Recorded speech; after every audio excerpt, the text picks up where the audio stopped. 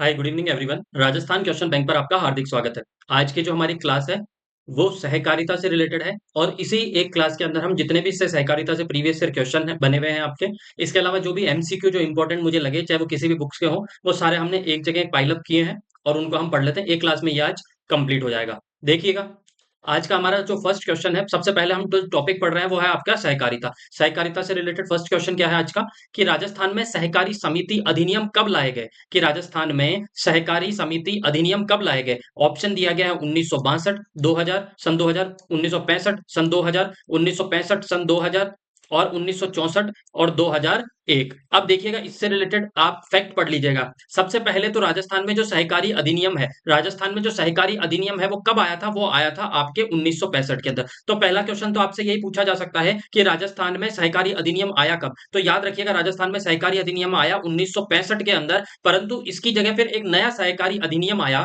वो कब आया था, वो आया था आपके 2001 के अंदर। ये याद रह जाएगा। मतलब सहकारी, राजस्थान में सहकारी अधिनियम दो बार आए। एक बार तो 1965 के अंदर जो पुराना हो गया, उसकी जगह नया आया सन 2001 के अंदर। परंतु ये जो सन 2001 के अंदर आया, ये लागू कब हुआ था, तो उसे लागू किया गया आपके 14 नवंबर 2002 को। तो ये चीज तीनों फैक्ट याद रह गए। तो पहला क्वेश्चन आपको कि राजस्थान में सहकारी अधिनियम कब आया, तो सन 1965 में आया। राजस्थान में नया सहकारी समिति एक्ट जो आपका है वो कब आया, सन 2001 के अंदर आया। उसे लागू कब किया गया, आपके 14 नवंबर 2002 को लागू किया गया। अब देखिएगा, राजस्थान में सहकारी समिति अधिनियम तो 1965 के अंदर, 1965 के अंदर इसमें दो ऑप्शन दे दिए गए। इसकी जगह मैं एक कर देता हूं, ठीक है। इसकी जगह मैं यहाँ पे क्या कर देता हूँ, एक कर देता हूँ। और ये कब आए, तो ये इसका आपका ऑप्शन नंबर हो जाएगा, आपका ऑप्शन नंबर सी यहाँ पे करेक्ट हो जाएगा। आप कंफ्यूज मत होइएगा, मैं यहाँ पे 2001 कर देता हूँ, ठीक है। तो राजस्थान में सहकारी समिति अधिनियम कब आया, 1965 के अंदर। दोबारा कब आया, 2001 के अंदर। और लागू कब हुआ, आपके 14 नवंबर 2002 को। ये चीज याद रह जाएगी। नेक्स्ट क्वेश्चन देखिएगा, ग्रामीण सहकारी बैंकों का विनियमन कौन करता है। अब विनियमन का मतलब समझिएगा पहले। विनियमन का मतलब इनके बारे में कानून कौन बनाता है, ठीक है। अगर कानून बन गया तो इसका मतलब इनके बारे में कानून बनाने का ये कार्य किसके द्वारा किया जाता है, किसके बारे में कर रहा है, ग्रामीण सहकारी बैंकों के बारे में। किसकी बात कर रहा है, ग्रामीण सहकारी बैंकों के लिए। तो ऑप्शन दिया है केवल आरबीआई, केवल राज्य सरकार द्वारा, नाबार्ड और राज्य सरकार के द्वारा, केंद्र सरकार और आरबीआई के द्वारा। अब इसको हम डिटेल में पढ़ लेते हैं। यहां से दो आपके क्वेश्चन पूछे जा सकते हैं। या तो आपसे पूछा जा सकता है कि ग्रामीण सहकारी बैंकों का विनियमन कौन करता है, या फिर आपसे पूछा जा सकता है कि शहरी सहकारी बैंकों का, किसके बारे में पूछा जा सकता है आपसे, शहरी सहकारी बैंकों का, ठीक है। सहकारी बैंकों का विनियमन कौन करता है, दोनों ही क्वेश्चन आपसे पूछे जा सकते हैं। हम दोनों के बारे में पढ़िए। देखो, आपके सहकारी बैंक दो तरीके के हो गए, एक तो ग्रामीण बैंक और आपका एक शहरी सहकारी बैंक। एक तो ग्रामीण सहकारी बैंक और एक तो हो गया आपका दूसरा कौन सा हो गया, शहरी सहकारी बैंक। अब देखो, ग्रामीण जो बैंक है, इस ग्रामीण बैंक का जो विनियमन करने का जो एक तरीके से जो राइट होता है वो किसके पास में होता है, यहां पर भी राज्य प्लस बैंक। अच्छा, कौन सा बैंक, तो नाबार्ड इनका क्या करता है, विनियमन करता है। जबकि हम शहरी सहकारी बैंकों की बात करें तो यहाँ पे भी राज्य और बैंक है। यहाँ पे बैंक कौन सा है, आरबीआई है। ये चीज याद रह जाएगा। और कब से विनियमन करने लगा है, सितंबर 2020 से। मैं आपको वापस से इस चीज को क्लियर कर देता हूं। देखो, आप तो आपसे यह तो पूछा जा सकता है क्या, शहरी, यह तो आपसे पूछा जा सकता है शहरी सहकारी बैंकों का विनियमन कौन करता है, या फिर आपसे पूछा जा सकता है ग्रामीण। अच्छा, एक बात बताओ, ग्रामीण पूछे चाहे शहरी पूछे, तो राज्य तो यहाँ पे भी आएगा और राज्य यहाँ पे भी आएगा, ठीक है। परंतु जब शहरी आपके शहरी सहकारी बैंकों के विनियमन की बात होती है तो यहाँ पे आ जाता है आपके आरबीआई। कौन आ जाता है, आरबीआई। परंतु ग्रामीण की बात करते हैं तो यहाँ पे आ जाता है आपके कौन सा, नाबार्ड। ये चीज याद रखिए, यहाँ पे कौन सा आ जाता है आपके, नाबार्ड। तो अगर आपसे पूछा जाए कि शहरी सहकारी बैंकों का विनियमन कौन करता है, तो राज्य प्लस आरबीआई, और ग्रामीण का कौन करता है, तो राज्य प्लस नाबार्ड। ये चीज याद रह जाएगी। तो देखिएगा, ये क्वेश्चन देखिएगा। अब आप बताइएगा कि ग्रामीण सहकारी बैंकों का विनियमन कौन करता है, तो बताइए कौन करता है, तो नाबार्ड और राज्य सरकार। ये चीज याद रह जाएगी। तो ये आपका आपका क्वेश्चन करेक्ट हो जाएगा। नेक्स्ट आप देखिएगा, राजस्थान का पहला महिला सहकारी बैंक कौन सा है, ठीक है। तो ऑप्शन दिया गया है उदयपुर महिला सहकारी बैंक, कोटा सहकारी बैंक, राजपूताना महिला सहकारी बैंक और भीलवाड़ा महिला सहकारी बैंक, ठीक है। तो इसमें से कौन सा है, तो राजस्थान का पहला महिला सहकारी बैंक कौन सा है, तो वो है आपके राजपूताना महिला नागरिक सहकारी बैंक। ये चीज याद रह जाएगी आपको। दूसरा, इसका हेडक्वार्टर कहाँ पे है, मतलब ये आपके राजपूताना महिला नागरिक बैंक है कहाँ पर, तो ये कहाँ पर है, तो ये है आपके जयपुर पर। कहाँ पे है, जयपुर में। ये चीज याद रह जाएगी। अब मैं आपसे यहाँ पे क्वेश्चन पूछता हूँ, मैं आपसे क्वेश्चन पूछता हूँ कि राजपूताना महिला नागरिक सहकारी बैंक कब बना था या कब खुला था, ठीक है। ये चीज याद रह जाएगी। तो आप मुझे कमेंट करके बताएंगे। नेक्स्ट आप देखिएगा, राजस्थान राज्य सहकारी बैंक किसकी बात कर रहा है? राजस्थान राज्य सहकारी बैंक एपेक्स बैंक के संबंध में निम्नलिखित कथनों पर विचार कीजिए। पहला, इसकी स्थापना 14 अक्टूबर 1953 को की गई थी। इसका मुख्य उद्देश्य किसानों को अल्पकालीन ऋण उपलब्ध करवाना था। यह केवल गैर कृषि क्षेत्रों को ही ऋण उपलब्ध करवाता है। तो इनमें से कौन सा कथन सही है? इसके बारे में हम डिटेल में पढ़ लेते हैं, देखिएगा। इसके बारे में आगे मैंने यहाँ पे स्लाइड लगाना भूल गया था, आगे यहाँ पे मैं क्वेश्चन सॉल्व करवा देता हूँ, आगे हम इसके बारे में डिटेल में पढ़ लेंगे। सबसे पहले कि राजस्थान राज्य सहकारी बैंक, जिसको हम किस नाम से जानते हैं? एपेक्स बैंक के भी नाम से जानते हैं। इसकी स्थापना कब हुई थी? तो याद रखिएगा, इसकी स्थापना हुई थी 1953 के अंदर। कब हुई थी? 1953 के अंदर, 14 अक्टूबर 1953 को। तो ये ऑप्शन तो इसका करेक्ट है। दूसरा, ये क्या करता है? ये आपको अल्पकालीन ऋण उपलब्ध करवाता है। कैसा ऋण उपलब्ध करवाता है? अल्पकालीन ऋण उपलब्ध करवाता है। कौन सा? राजस्थान राज्य सहकारी बैंक। तो ये भी करेक्ट है। तीसरा है, ये केवल गैर कृषि क्षेत्रों को ही ऋण उपलब्ध करवाता है। नहीं, ये केवल गैर कृषि क्षेत्रों को ऋण उपलब्ध नहीं करवाता, इसके अलावा भी उपलब्ध करवाता है। तो ऑप्शन नंबर मेरा यहाँ पे 1 और 2 क्या हो जाएगा? करेक्ट हो जाएगा। तो ऑप्शन नंबर 1 और 2 मेरा यहाँ पे क्या है? करेक्ट है। इसके बारे में हम डिटेल में आगे पढ़ लेंगे, स्लाइड लगाई हुई है जहां पे आपके कंफ्यूजन आराम से वहां पे क्लियर हो जाएंगे। थोड़ी देर वेट कीजिएगा। नेक्स्ट देखिएगा, राजस्थान में ईसबगोल का सहकारी कारखाना कहां पर है? किसका? ईसबगोल का। ईसबगोल का सहकारी कारखाना कहां पर स्थित है? जोधपुर में, आबू रोड, बीकानेर, अलवर। ये चीज याद रह जाएगी। इसको या इसका कारखाना कहां पर है? तो इसका कारखाना है आपके कहां पर है? आबू रोड, आपके माउंट आबू के अंदर, सिरोही के अंदर। ये चीज याद रह जाएगी। तो राजस्थान में ईसबगोल का सहकारी कारखाना कहां पे है? आबू रोड पे। ये चीज याद रह जाएगी। नेक्स्ट आप देखिएगा, राजस्थान के प्रत्येक जिले के सहकारी बैंक का नाम है, कि राजस्थान के अंदर प्रत्येक जिले के अंदर सहकारी बैंक है, उनका नाम क्या है? तो ऑप्शन दिया गया है क्षेत्रीय ग्रामीण बैंक, प्राथमिक सहकारी बैंक, राज्य सहकारी बैंक या केंद्रीय सहकारी बैंक। तो याद रखिएगा, राजस्थान के प्रत्येक जिले के सहकारी बैंक का नाम क्या है? केंद्रीय सहकारी बैंक। क्या नाम है? केंद्रीय सहकारी बैंक। इतनी चीज आपको याद रह जाएगी, केंद्रीय सहकारी बैंक। अब देखिएगा, इसके बारे में मैंने आपसे कहा था कि हम डिटेल में पढ़ने वाले हैं। आइए देखिएगा, देखो दो तरीके से सहकारी बैंक थे। एक तो आप समझिए चलेगा, 2-3 मिनट आप मेरे को दीजिएगा, उसके बाद में यहां से क्वेश्चन आपका कोई गलत नहीं होगा। ये कॉन्सेप्ट आप समझ गए तो डेफिनेटली मान के चलिएगा, इसके बाद में आपको इस टॉपिक में कोई दिक्कत नहीं आएगी। सबसे पहले हमने दो तरीके ऋण की बात की, या तो ऋण आपको मिलेगा अल्पकालीन ऋण, या फिर आपको ऋण मिलेगा दीर्घकालीन ऋण, ये मिलेगा। अच्छा, हमने दो तरीके की बैंक की बात की थी। एक तो मैंने बात की थी आपसे, किसके बारे में बात की थी? ग्रामीण सहकारी बैंक की बात की थी, ग्रामीण सहकारी बैंक की मैंने बात की थी।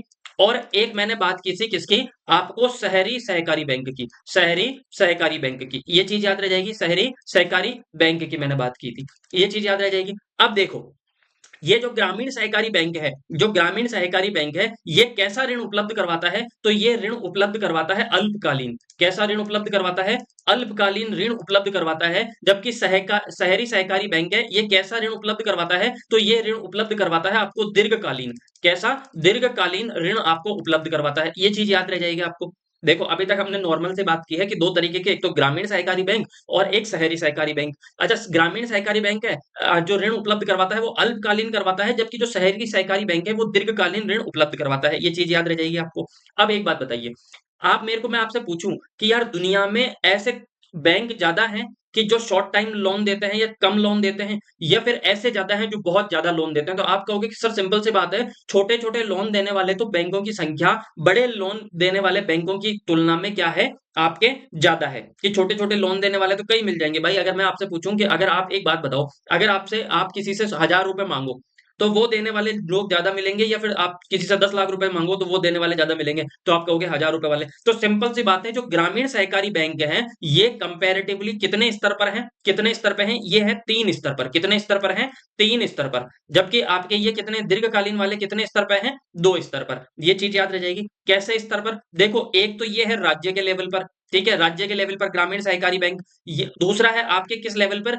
जिले के लेवल पर। और तीसरा आपके किस लेवल पर है? पंचायत लेवल पर। किस लेवल पर? पंचायत लेवल पर। इतनी चीज याद रह जाएगी। एक है आपके राज्य के लेवल पर, एक है जिला के पर, और एक है पंचायत के लेवल पर। ये चीज याद रह जाएगी। अच्छा, जो राज्य के लेवल पर, देखो कंफ्यूज मत होइएगा, ग्रामीण सहकारी जो बैंक है वो 3 स्तर पे है, राज्य, जिला और पंचायत। अच्छा, जो राज्य स्तर पर है उसको किस नाम से जानते हैं? उसको जानते हैं हम राज्य, राजस्थान राज्य सहकारी बैंक। किस नाम से जानते हैं? राजस्थान राज्य सहकारी बैंक, जिसे आपने अभी एपेक्स बैंक के नाम से भी बोला था, उसका क्वेश्चन हमने सॉल्व किया था। तो राज्य स्तर पे है राजस्थान राज्य सहकारी बैंक, ये चीज याद रह जाएगी, राजस्थान राज्य सहकारी बैंक। इसका मुख्यालय कहाँ पे है? तो वो है जयपुर के अंदर। और इसकी स्थापना कब हुई थी? तो 1953 के अंदर, ये चीज याद रह जाएगी। तो एक बात बताओ, ये कहां पर है? जयपुर के अंदर है, राजस्थान जो राज्य लेवल पर है, और इसकी स्थापना 1953 के अंदर होगी। ये चीज अब राज्य के स्तर पर है तो इसकी संख्या पूरे राज्य में एक ही होगी। भाई पूरे राज्य में कितनी संख्या होगी? एक ही होगी।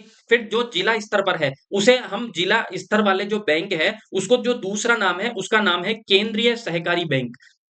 क्या नाम है? केंद्रीय सहकारी बैंक। तो जैसे ही हम केंद्रीय सहकारी बैंक बोलते हैं ना, तो हमें लगता है कि यार सेंटर की बात हो रही है, इसका मतलब ये जिला लेवल पे तो नहीं होगा, कम से कम ये सेंट्रल लेवल पर होगा, और उससे भी गंदी स्थिति हुई तो राज्य स्तर पे होगा। परंतु ये कहां पे नहीं होगा? ये आपके जिला स्तर पे नहीं होगा। परंतु ऐसा है कि इसकी ये जिला स्तर के बैंक है, इनका नाम क्या दिया गया है? केंद्रीय सहकारी बैंक। ये चीज याद रहेगी। अच्छा, केंद्रीय सहकारी बैंक की टोटल संख्या कितनी है? तो केंद्रीय सहकारी बैंक की टोटल संख्या कितनी है? तो टोटल संख्या है इनकी 29। कितनी है? 29। ये चीज याद रह जाएगी आपको। ठीक है। अच्छा, प्रथम केंद्रीय सहकारी बैंक कहां पे खुला था? तो ये अजमेर में खुला था। और कब खुला था? 1910 के अंदर। कब खुला था? 1910 के अंदर, ये याद रह जाएगा। और फिर उसके बाद में पंचायत लेवल पर क्या है? प्राथमिक कृषि सहकारी साख समितियां। पूरा याद नहीं रहता तो ये याद रखिएगा कि पंचायत लेवल पर साख समितियां हैं। कैसी समितियां हैं? साख समितियां हैं। और उनकी संख्या कितनी है? 8,592। उनकी संख्या कितनी है? 8,592। देखो, ये थोड़ा-सा आपको कॉन्सेप्ट समझ जाओगे। कॉन्सेप्ट ये है कि आपका जो अल्पकालीन ग्रामीण अल्पकालीन जो ऋण देता है, क्या नाम है उसका? ग्रामीण सहकारी बैंक। ये 3 स्तर पे है, राज्य पे, जिले पे और पंचायत पे। पंचायत पे है जिसे हमने डायरेक्ट छोटा नाम याद कर लिया, साख समितियां। उनकी संख्या कितनी है? 8,592। फिर जिला स्तर पे है, उसके हम किस नाम से जानते हैं? केंद्रीय सहकारी बैंक। अच्छा, जो केंद्रीय सहकारी बैंक है उसको हम दूसरा नाम उसका है आपके क्या? जिला सहकारी बैंक। उसका नाम क्या है? जिला सहकारी बैंक। तो अगर मैं बोल दूं जिला सहकारी बैंकों की संख्या कितनी है तो आप कहोगे 29। मैं आपसे पूछ लूं कि केंद्रीय सहकारी बैंकों की संख्या कितनी है तो आप कहोगे 29। फिर मैंने कहा कि केंद्रीय सहकारी बैंक किस लेवल पे है? राज्य के, जिला के, या फिर आपके पंचायत, तो आप कहोगे जिला लेवल पर। और आपका जो राज्य स्तर पर जो बैंक है उसे किस नाम से जानते हैं? राजस्थान राज्य सहकारी बैंक या एपेक्स बैंक। और जो जिसका हेडक्वार्टर कहाँ पे है? जो कहाँ पे है आपके? वो जयपुर के अंदर है। स्थापना हुई थी उसको 1953 के अंदर। ये मेरे हिसाब से इसमें कोई दिक्कत नहीं हुई, ये इसमें कोई भी दिक्कत नहीं होगी। ठीक है। अब एक बार मैं इसको इरेज कर देता हूं, फिर अपन कंपैरिजन में जब पढ़ेंगे ना तो आप ये याद रखिएगा, इसके बाद में आपका कभी आपको दिक्कत नहीं होगी। अब दूसरा, अल्पकालीन ऋण की बात कर ली, जो कौन प्रोवाइड करवा रहा है आपको? वो करवा रहा है आपको ग्रामीण सहकारी बैंक। अब जो दीर्घकालीन जो ऋण उपलब्ध करवाता है, वो दीर्घकालीन ऋण उपलब्ध करवाता है, वो कौन करवाता है? वो आपको करवाता है, यहाँ पे ग्रामीण नहीं है, यहाँ पे शहरी सहकारी बैंक है। यहाँ पे शहरी, आप कंफ्यूज मत होइए, शहरी सहकारी बैंक। अब जो शहरी सहकारी बैंक था वो कितने लेवल पर था? वो आपके 2 स्तर पर था, एक तो राज्य स्तर पर और एक है आपके जिला स्तर पर। ठीक है, ये पंचायत स्तर पर नहीं होते। दूसरी चीज, यहां पर इसका नाम क्या है? देखो, इसका नाम है राजस्थान राज्य सहकारी भूमि विकास बैंक। जबकि उसका नाम क्या था? जो आपके ग्रामीण था उसका नाम था राजस्थान राज्य सहकारी बैंक। और नीचे वाला जो आपके क्या कहते हैं, जो ग्रामीण शहर स्तर पर है, उसके अंदर सिर्फ और सिर्फ भूमि विकास बैंक आ जाएगा। मतलब राजस्थान राज्य सहकारी बैंक, राजस्थान राज्य सहकारी भूमि विकास बैंक। ठीक है, राजस्थान राज्य सहकारी भूमि विकास बैंक की बात करते हैं तो ये दीर्घकालीन ऋण उपलब्ध करवाता है। जबकि राजस्थान राज्य सहकारी बैंक की बात करते हैं तो ये आपको अल्पकालीन ऋण उपलब्ध करवाता है। राजस्थान राज्य सहकारी बैंक की बात कर रहा हूं मैं। ठीक है, ये कब बना था? 1953 के अंदर। जबकि राजस्थान राज्य सहकारी भूमि विकास बैंक कब बना था? 1957 के अंदर। दोनों के दोनों कहां पे हैं? जयपुर के अंदर है। इतनी चीज याद रह जाएगी।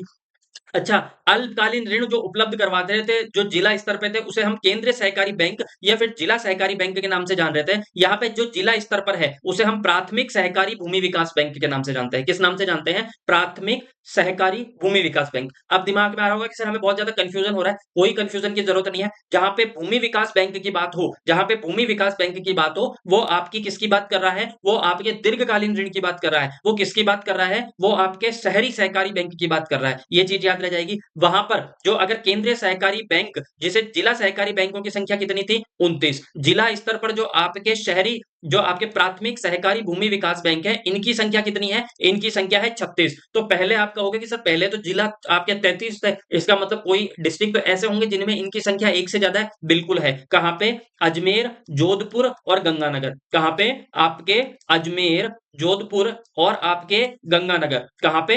अजमेर, जोधपुर और गंगानगर में इनकी संख्या कितनी है? 2-2 इनकी संख्या है। इतनी चीज याद रह जाएगी, याद रह जाएगा। अगर आपसे पूछा जाए कि भूमि विकास बैंक पहली बार कहां बना था, तो 1924 में अजमेर के अंदर, 1924 में अजमेर के अंदर। जबकि केंद्रीय सहकारी बैंक जिला जो आपके 1910 के अंदर, और कहां पर? अजमेर में। ये चीज याद रह जाएगी। मैंने ये सारा आपको एक ही स्लाइड पे बता दिया है। अब हमें सिर्फ क्वेश्चन सॉल्व करने हैं, देखिएगा। सहकारी साख समितियों का ढांचा है, तो सहकारी साख समितियों का साख समितियां कहां पे आई थी? तो पंचायत लेवल पर आई थी। और हमने उनका कहा था कि प्राथमिक सहकारी साख समितियों की संख्या कितनी है? 8,592। कितनी है? 8,592। उनकी कितनी संख्या थी अल्पकालीन ऋण देने वालों की? त्रिस्तरीय संख्या थी। नेक्स्ट आप देखिएगा, राजस्थान में राज्य सहकारी बैंक का मुख्यालय कहां पे है? राजस्थान में राज्य सहकारी बैंक, भूमि विकास बैंक नहीं कहा, भूमि विकास बैंक भी बोल देता तो भी वो कहां पर ही होता? जयपुर के अंदर होता। तो इसमें तो सोचने की हमें जरूरत ही नहीं है। नेक्स्ट आप देखिएगा, राजस्थान में प्रथम सहकारी समिति 1905 में स्थापित की गई। तो राजस्थान में प्रथम सहकारी समिति 1905 कहां पर? तो वो आपके अजमेर के बिनाई में। कहां पर? अजमेर के बिनाई के अंदर। ये चीज याद रह जाएगी। नेक्स्ट देखिएगा, राजस्थान क्षेत्र में सहकारी आंदोलन की शुरुआत वर्ष में हुई थी। अब देखो देखो यहां पर आपसे ये तो समिति पूछ लेगा, ये आपसे पूछ लेगा कि ये जो आपके जो गोडाउन बने हुए हैं, सहकारी जो गोडाउन बने हुए हैं, गोदाम बने हुए, ये किस वर्ष में बने? सहकारी आंदोलन किस वर्ष में स्टार्ट हुआ? ये सहकारी समिति किस वर्ष में बनी? या भूमि विकास बैंक? तो इनका हम अभी कंफ्यूजन दूर कर देंगे। पहले इस क्वेश्चन को देखिएगा, राजस्थान में सहकारी आंदोलन की शुरुआत कब हुई? तो सहकारी आंदोलन की शुरुआत हुई 1904 के अंदर, 1904 के अंदर। ये चीज याद रह जाएगी। अब इसके बारे में हम सारा यहाँ पे पढ़ लेते हैं। एक जगह मैंने आपको समराइज कर दिया, याद करना बहुत आसान होगा। अब आप कहोगे कैसे? देखो याद करते हुए चलते हैं। सहकारी आंदोलन, जो प्रथम सहकारी आंदोलन जो चालू हुआ था, वो कहां पे हुआ था? अजमेर। और अजमेर में भी कब? 1904 के अंदर, 1904 के अंदर। ये चीज याद रह जाएगी। फिर प्रथम सहकारी समिति अजमेर में, और अजमेर में भी बिनाई में 1905 के अंदर। प्रथम केंद्रीय सहकारी बैंक अजमेर के अंदर 1910 के अंदर। कौन सा? प्रथम केंद्रीय सहकारी बैंक। किसकी बात कर रहा हूं मैं? ग्रामीण, जो आपके ग्रामीण सहकारी बैंक को हमने 3 स्तर पे बांटा था, राज्य, जिला और किस पे? आपके पंचायत लेवल पर। जो हमने जिला लेवल की जो हमने बात की थी, जो हमने कहा था 29 आपके केंद्रीय सहकारी बैंक है, जिन्हें जिला सहकारी बैंक बोला जाता है, उनकी हम बात कर रहे हैं। तो प्रथम केंद्रीय सहकारी बैंक या प्रथम जिला सहकारी बैंक कहां पर? अजमेर के अंदर 1910 के अंदर। सहकारी उपभोक्ता भंडार अजमेर के अंदर 1919 के अंदर। अब आप कहोगे कि सर याद कैसे होगा? देखो इस तरीके से याद होगा। एक बात बताओ, कभी आपने पहले मूवी देखी होगी, या फिर मूवी भी नहीं देखी होगी तो आपके आज के टाइम में देखा होगा। सबसे पहले क्या होता है? सबसे पहले होता है आंदोलन। क्या होता है? आंदोलन। हाँ या ना? आंदोलन, जैसे अभी एसआई के बारे में आंदोलन हुआ, ठीक है। लोग क्या करते हैं? सबसे पहले जाते हैं और विधानसभा हुआ या कहीं पे भी गए, सबसे पहले क्या करते हैं? आंदोलन। जब आंदोलन हुआ, ठीक है, आंदोलन होता है, तो आंदोलन के बाद में बनती है एक समिति। भाई एक बात बताओ, 1000 आंदोलन कर रहे हैं लोग, तो वो सारे के सारे जाके तो आपके सीएम से मिलेंगे नहीं। तो फिर उसके बाद में क्या बनाते हैं? एक समिति बनाते हैं कि यार ये जो आंदोलन के ये 3-4 लीडर है ना, ये 4-5, ये जाके सीएम साहब से मिलेंगे। हाँ या ना? सीएम साहब से मिलेंगे। तो सबसे पहले तो आंदोलन, आंदोलन के बाद में मेरे भाई बनती है समिति। क्या बनती है? समिति। अब एक बात बताओ, समिति के बाद अगर सीएम ने नहीं मानी, तो आंदोलन वाले तो एक जगह बैठे रहेंगे। एक जगह क्या करेंगे? बैठे रहेंगे। अच्छा बैठे रहेंगे तो उनको जरूरत होगी पैसों की, और वो पैसे कहां से लेके आएंगे? वो पैसे लेके आएंगे केंद्रीय सहकारी बैंक से। कहां से लेके आएंगे? केंद्रीय सहकारी बैंक से। ये चीज याद रह जाएगी। केंद्रीय सहकारी बैंक से जब पैसे लेके आएंगे, ठीक है, पैसे लेके आएंगे। अच्छा पैसों का क्या करेंगे?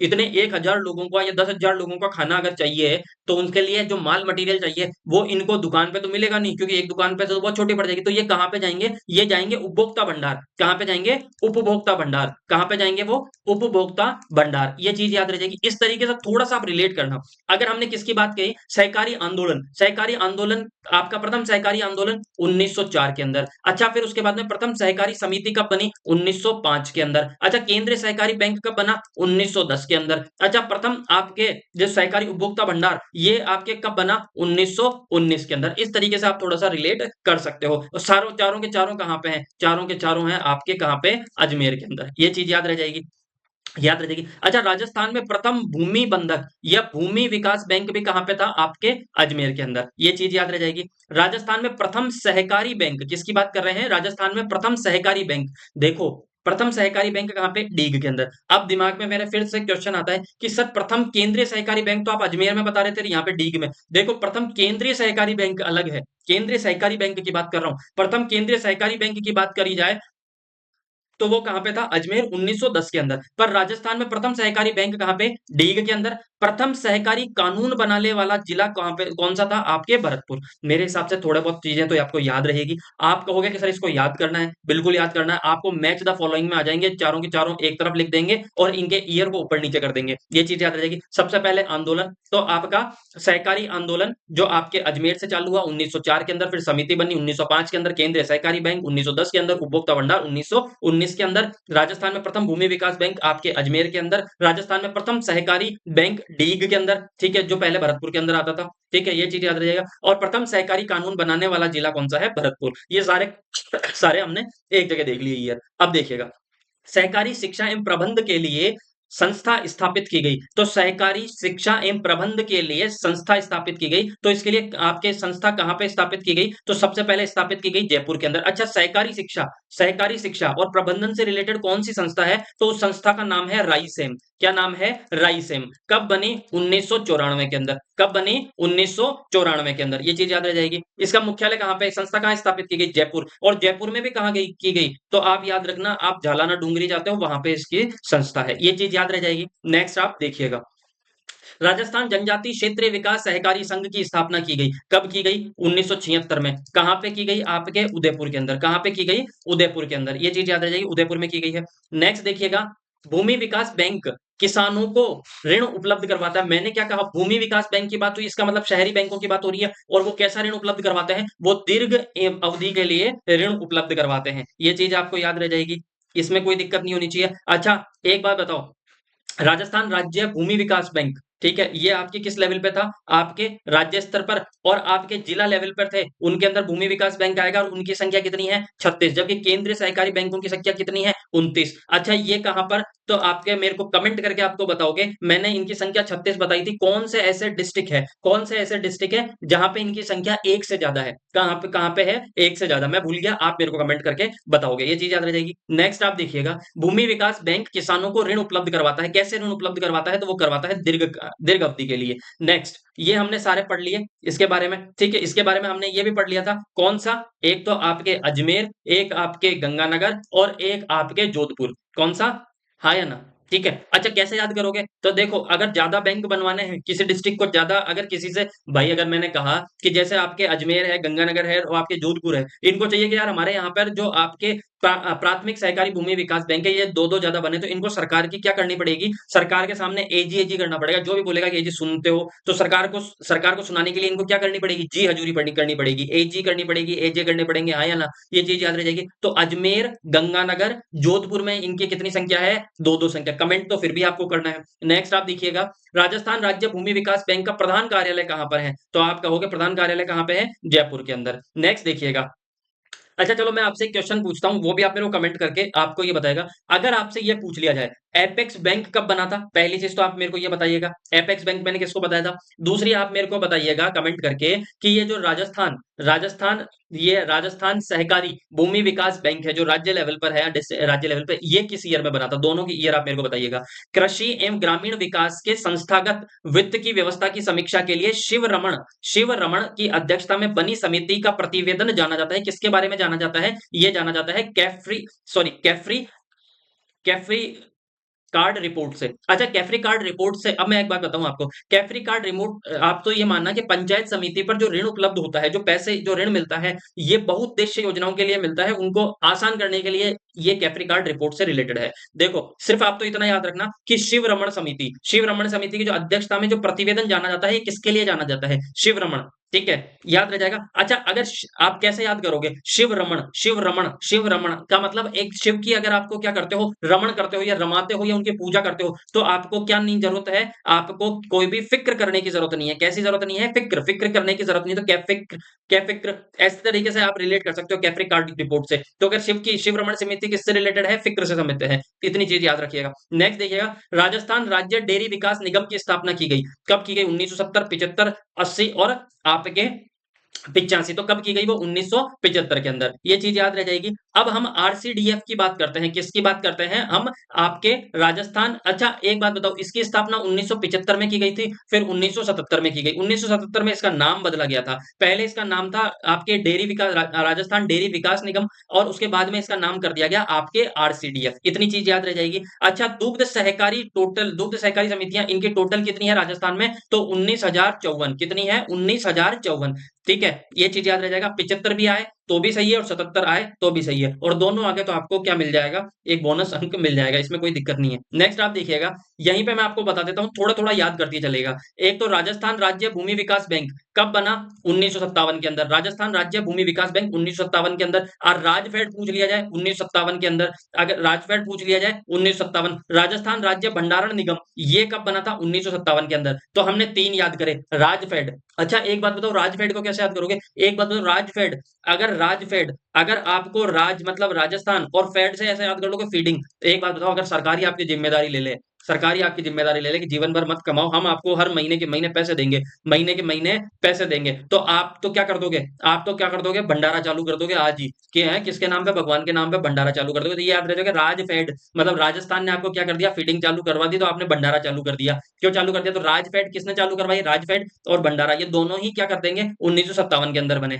देखो इस तरीके से रिलेट करने से हो सकता है आपको ट्रिक आपको काम ना दे, परंतु ऐसे याद करोगे थोड़ा बहुत आप इस तरीके से रिलेट कर सकते हो। तो राजफेड 1957 में, कॉनफेड 1967 के अंदर, इतना याद रखिएगा। नेक्स्ट देखिएगा आप, राजस्थान राज्य सहकारी डेयरी फेडरेशन का प्रमुख उद्देश्य क्या है, तो इसका प्रमुख उद्देश्य है दुग्ध उत्पादकों को उचित मूल्य प्रदान करना एवं दुग्ध उत्पादकों के वितरण में सामंजस्य स्थापित करना। भाई एक बात तो, डेयरी फेडरेशन बना है, कभी भी कोई फेडरेशन बनता है तो जिस चीज के लिए फेडरेशन बना है उसका मतलब यही है, तो उसके लिए काम करे। तो भाई डेयरी की बात हो रही है, तो डेयरी के अंदर क्या होता है, दूध, तो ये क्या होता है, जो दूध उत्पादक होते हैं उनको क्या करे, अच्छे पैसे मिले, इसके अलावा उनके वितरण के अंदर जो उनका डिस्ट्रीब्यूशन है उसके अंदर क्या कर सकते हैं, सामंजस्य स्थापित करें। तो आपके ऑप्शन नंबर थर्ड करेक्ट होगा। राजस्थान में डेयरी विकास हेतु राजस्थान सहकारी डेयरी संघ आरसीडीएफ की स्थापना कब की गई, तो अब देखो इसमें 1975 नहीं दिया गया ना, तो यह क्या दिया गया, 1977 करेक्ट हो जाएगा। नेक्स्ट देखिएगा, राजस्थान सहकारी डेयरी फेडरेशन लिमिटेड का मुख्यालय कहां पर है, जैसलमेर में, बीकानेर में, जयपुर में, अजमेर में, तो कहां पे है,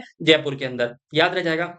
अच्छा मैं आपसे पूछूं कि आपने यहाँ पे पहली डेयरी कौन सी थी, कौन सी पहली डेयरी थी, पद्मा, पद्मा से रिलेटेड थी कुछ, आप मेरे को बताओगे कहाँ कब बनी थी पद्मा डेयरी, और कहाँ कौन से जिले के अंदर थी, ये भी आप मेरे को बताओगे। सहकारी शीत भंडार वाले दो जिले, सहकारी शीत भंडार वाले दो जिले, जो कोल्ड स्टोरेज वाले दो जिले कौन से हैं, वो है आपके जयपुर और अलवर। नेक्स्ट देखिएगा, राजस्थान में क्रय विक्रय सहकारी समितियों की शीर्ष संस्था है, किसकी बात कर रहे हैं हम, क्रय विक्रय सहकारी है ना, क्रय विक्रय सहकारी समितियों की शीर्ष संस्था कौन सी है, तो एक बात बताओ आप कौन सी है, तो इसके बारे में थोड़ा सा हम एक बार देख लेते हैं। राजस्थान में क्रय, राजस्थान राज्य सहकारी क्रय विक्रय संघ, इसको इंग्लिश में क्या बोलते हैं, राजफेड बोलते हैं, क्या बोलते हैं, राजफेड। इसकी जो आपकी संस्था का नाम क्या है, राजस्थान राज्य सहकारी क्रय विक्रय संघ, इसको इंग्लिश में क्या बोलते हैं, राजफेड। कब बना था, 1957 के अंदर। अच्छा टोटल कितनी आपके इसके अंडर में, 278 क्रय विक्रय सहकारी समितियां हैं, कितनी है, 278 क्रय विक्रय सहकारी समितियां हैं। अच्छा इसका काम क्या है, किसानों को उचित मूल्य दिलवाना,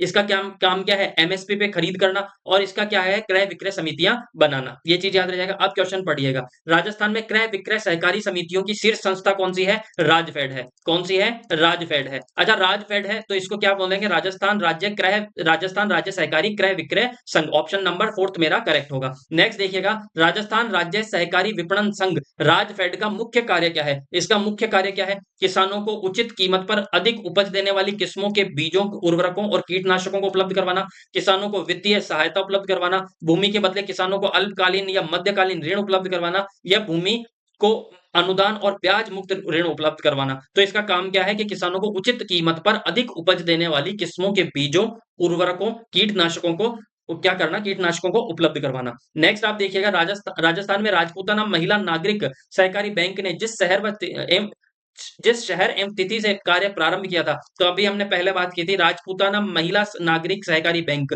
ये कब स्टार्ट हुआ था, सबसे पहले तो अगर आपको ये पता होता जयपुर के अंदर, कब 1995 के अंदर, और कब 30 अगस्त 1995 को। कब? 30 अगस्त 1995 को। नेक्स्ट आप देखिएगा, निम्नलिखित में से वह कौन सी एजेंसी है जिसके साथ में राजस्थान राज्य सहकारी बैंक द्वारा सहकार जीवन बीमा सुरक्षा योजना के अंतर्गत बीमे के लिए समझौता। इतना ध्यान मत दीजिएगा, बहुत पुरानी है, बस इतना याद रखिएगा किसके साथ में किया गया था। एसबीआई लाइफ इंश्योरेंस, क्योंकि एक तरीके से ये करंट का क्वेश्चन बन रहा है आपके, ये चीज याद रह जाएगी। नेक्स्ट आप देखिएगा, राजस्थान में अल्पसंख्यक वित्त एवं विकास सहकारी निगम के मुख्य निगम के कार्यों में सम्मिलित है। तो निगम के कार्यों में क्या सम्मिलित है? अल्पसंख्यक समुदाय के बेरोजगार युवाओं को स्वरोजगार के लिए रियायती दरों पर शैक्षणिक एवं व्यवसायिक ऋण उपलब्ध करवाना, बिल्कुल सत्य है। अल्पसंख्यक समुदाय की बेरोजगार महिलाओं को स्वरोजगार के लिए रियायती ब्याज दरों पर शैक्षणिक एवं व्यवसायिक ऋण उपलब्ध करवाना, ये भी सत्य है। तो ऑप्शन नंबर थर्ड मेरा यहाँ पे करेक्ट हो जाएगा। हाल ही में निम्न में से कौन सा बोर्ड गठित करने करने का प्रस्ताव राजस्थान सरकार द्वारा नहीं किया गया? तो कौन सा नहीं किया गया था? तो वो राजस्थान राज्य सहकारी बोर्ड, ठीक है। इसके अलावा ये तीनों बोर्ड गठित करने का प्रस्ताव दिया गया था। नेक्स्ट देखिएगा, जिला उपभोक्ता फोरम में कितने सदस्य होते हैं? तो जिला उपभोक्ता फोरम के अंदर एक तो मेरा अध्यक्ष होता है, और अगर आप इसके सदस्यों की बात करें तो सदस्य कितने होते हैं? 2 सदस्य होते हैं। कितने सदस्य होते हैं? 2 सदस्य। ये चीज याद रह जाएगी आपको। तो टोटल होते हैं 3, टोटल होते हैं 3। नेक्स्ट देखिएगा, अच्छा जिला फोरम पर कितने, जिला फोरम पर उपभोक्ता संरक्षण अधिनियम, उपभोक्ता संरक्षण अधिनियम पहले कौन सा था? पहले था आपके 1986, बाद में चेंज हो गया, अभी नया कौन सा बन गया है? 2019, ठीक है। उसके अंदर आपके चेंज हो गया। तो जिला स्तर पर अगर आप कोई कंप्लेन लेके जाते हो तो वो 50 लाख तक की जाती है, 50 लाख। फिर राज्य स्तर पर उससे ऊपर जाओगे आप, तो फिर वो कितने होगी? वो होगी आपके 50 लाख प्लस, चाहे 1 रुपए प्लस हो, 50 लाख से 2 करोड़, और ऊपर उससे 2 करोड़ से ऊपर की। नेक्स्ट याद रखिएगा। नेक्स्ट, राजस्थान राज्य सहकारी उपभोक्ता संघ कॉन्फेड का गठन कब किया गया? मेरे को अगर नहीं याद ईयर, तो मेरे को सॉरी डेट याद नहीं है, तो ये तो याद है कि 1967 के अंदर क्या था? 1967 के अंदर क्या था? कॉन्फेड। क्या था? कॉन्फेड। जबकि राजफेड कब था? 1957 के अंदर। और राजस्थान राज्य भूमि विकास बैंक भी कब था? 1957 के अंदर। अच्छा भंडारा, मैंने क्या कहा था? भंडारा, तो भंडारण से याद आया, तो वो कब था? आपके 1957 के अंदर। तो ये कब हो जाएगा? 1967 के अंदर, 27 मार्च 1967 के अंदर। नेक्स्ट, यहाँ पे देख लिया, मैं एक बार वापस रिवाइज करवाता हूँ। राजस्थान राज्य भूमि विकास बैंक 1957 के अंदर, ठीक है। प्राथमिक भूमि विकास बैंक कितने हैं? 36 के अंदर, 36। और आपके कौन सा, एक तो कौन सा था आपके, क्या करना पड़ता है आपके? एजी करना पड़ता है, या तो ए करना पड़ेगा, या जी करना पड़ेगा, या फिर जे करना पड़ेगा, ये याद रह जाएगा। तो एक तो आपके कौन सा हो गया? अजमेर। एक कौन सा हो गया? गंगानगर। एक कौन सा हो गया? जोधपुर। इन तीनों के अंदर कितने बैंक हैं आपके? 2। अब कंफ्यूजन यहाँ पे जे जैसे आता है दिमाग में आता है जयपुर, नहीं जयपुर नहीं होगा, जोधपुर होगा, ये चीज याद रह जाएगी आपको। अच्छा कॉन्फेड की बात कर रहे थे हम, तो कॉन्फेड देखो, कॉन्फेड, कॉन्फेड के आपको राजस्थान राज्य सहकारी उपभोक्ता संघ, कॉन्फेड की हिंदी क्या है? राजस्थान राज्य सहकारी उपभोक्ताओं का ये क्या है? संघ है। अच्छा एक बात, तो जिला सहकारी उपभोक्ता थोक भंडार कितने हैं? 38 हैं, ठीक है। नेक्स्ट देखिएगा, जिला उपभोक्ता न्यायालय कितने रुपए तक की राशि के मामले सुन सकता है? कितने राशि तक के? 50 लाख। नेक्स्ट देखिएगा, राजस्थान के किस जिले में सर्वप्रथम महिला दुग्ध उत्पादक सहकारी समिति प्रारंभ की गई थी? तो वो कहां पे की गई थी? बीकानेर के अंदर। कौन सी? सर्वप्रथम महिला दुग्ध उत्पादक सहकारी समिति बीकानेर के अंदर, ये याद रह जाएगा।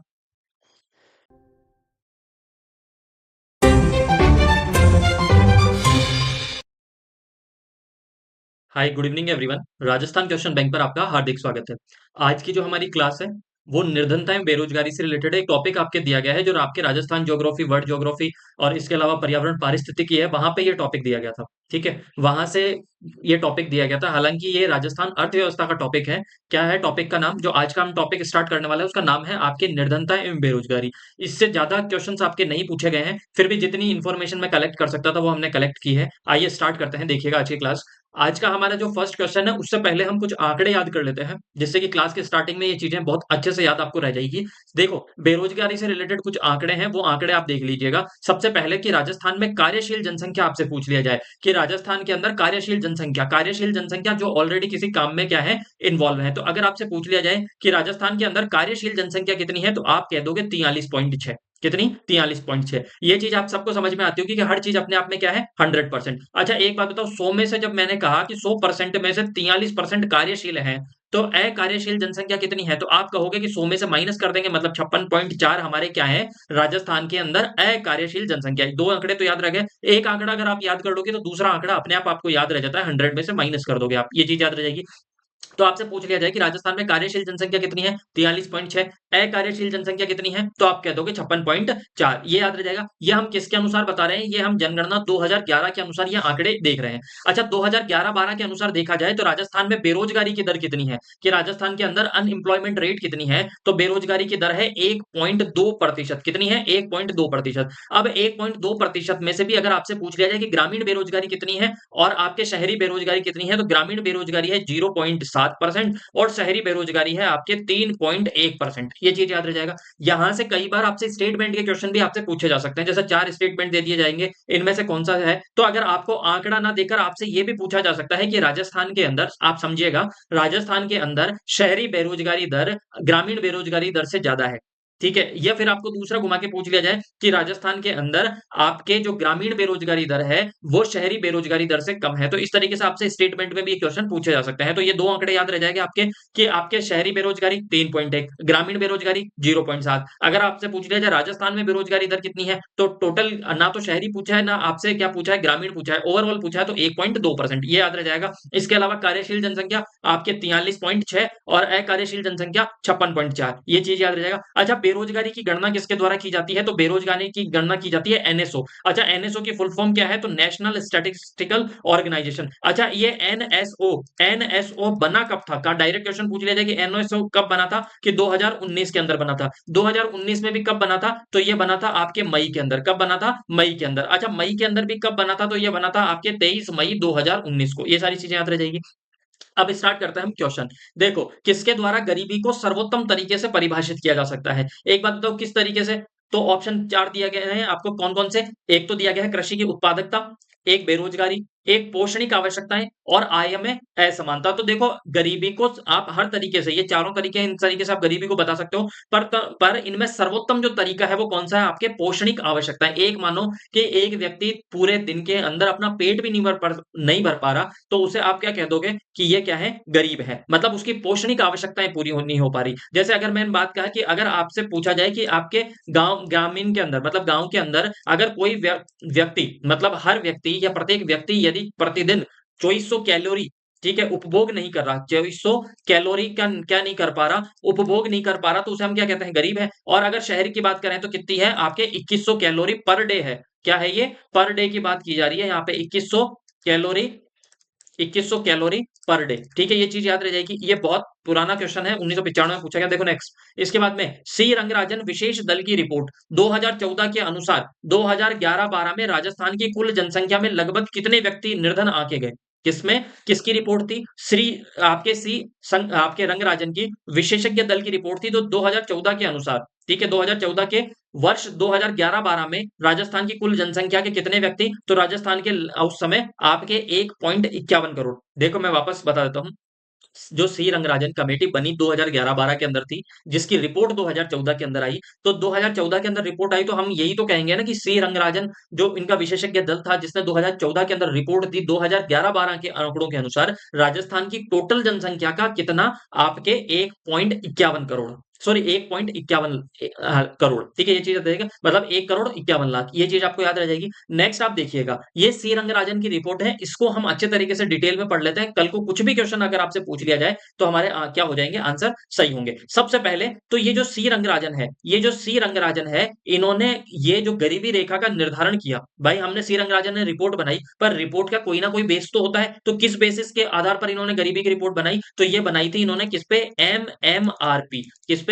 एमएमआरपी, याद रह जाएगा। अब जब आप यहाँ पे सुरेश तेंदुलकर की रिपोर्ट पढ़ोगे तो उन्होंने बताई थी किस पे? एमआरपी पे। किसने? सुरेश तेंदुलकर ने। इतनी याद रह जाएगी, सुरेश तेंदुलकर ने जो गरीबी की निर्धारण किया था, ये गरीबी की जो रिपोर्ट बनाई थी वो एमआरपी के आधार पे करवाई थी। और जो डीसी आपके श्री रंगराजन है, इन्होंने बनाई थी एमएमआरपी। तो पहला क्वेश्चन, कि श्री रंगराजन समिति ने गरीबी का निर्धारण किस रिपोर्ट के आधार पे किया है, किसके आधार पर किया? तो इन्होंने किया था एमएमआरपी। अच्छा, एमएमआरपी की फुल फॉर्म क्या होती है? तो एम से है मॉडिफाइड, एम से क्या है? मॉडिफाइड, एम से मिक्स्ड, आर से क्या है आपका? रिकॉल, और पी से पीरियड। मतलब मॉडिफाइड, आपके मॉडिफाइड मिक्स्ड रिकॉल पीरियड, ये चीज याद रह जाएगी। यहाँ पे लिखा है मॉडिफाइड मिक्स्ड रिकॉल पीरियड, इसके आधार पे। अच्छा, इन्होंने जो निर्धनता का अनुपात बताया, निर्धनता का अनुपात इन्होंने कहा, किसने, सी रंगराजन ने, कि 2009-10 के अंदर राजस्थान के अंदर जो आपके गरीबी थी, राजस्थान के अंदर जो गरीबी थी वो कितनी थी, वो थी 33.5%। कितनी थी? 33.5%। कितनी थी? 33.5%। कब? 2009-10 के अंदर, याद रह जाएगा। जबकि इन्होंने 2011-12 के अंदर इन्होंने कहा कि 9-10 के अंदर तो गरीबी थी 33.5, परंतु इन्होंने क्या बता दिया, 11-12 के अंदर जो गरीबी वो कितनी रह गई,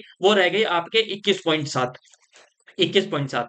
सी रंगराजन की रिपोर्ट को देखो, ये थोड़ा सा गरीबी और बेरोजगारी वाला जो टॉपिक है, थोड़ा सा हल्का सा बोरिंग आपको लगेगा, परंतु ये देखना यहाँ पे कि सी रंगराजन कह रहे हैं कि 2009-10 के अंदर जो गरीबी की थी वो कितनी थी, वो 33.5 थी, जो घटकर आपके 9-10 के अंदर कितनी होगी निर्धनता, आपके वो होगी 21.7। फिर उन्होंने कहा कि जब 9-10 के अंदर 33.5% गरीबी थी, तो ग्रामीण निर्धनता अनुपात, ग्रामीण गांवों के अंदर कितनी गरीबी थी, 31.9, जबकि शहरों के अंदर निर्धनता का अनुपात क्या था आपके, 38.5। इसका मतलब सी रंगराजन की रिपोर्ट के अनुसार शहरी निर्धनता का अनुपात ग्रामीण निर्धनता अनुपात से क्या था, ज्यादा था। ये चीज तो याद रह जाएगी। फिर दूसरा, ग्रामीण निर्धनता अनुपात जब इन्होंने 2011-12 की रिपोर्ट के अनुसार वो कितना था, 21.4 था, 21.4 था, जबकि शहरों के अंदर कितना था, 22.5 था। कितना था? 22.5 था। ये चीज याद रह जाएगी। फिर इन्होंने क्या कहा, ये तो यहाँ पे इन्होंने बता दी क्या, प्रतिशत के अंदर। इन्होंने यहाँ पे जनसंख्या के अंदर बताई, इन्होंने कहा कि 2011-12 के अंदर राजस्थान में निर्धन जनसंख्या का कितनी थी, वो थी आपके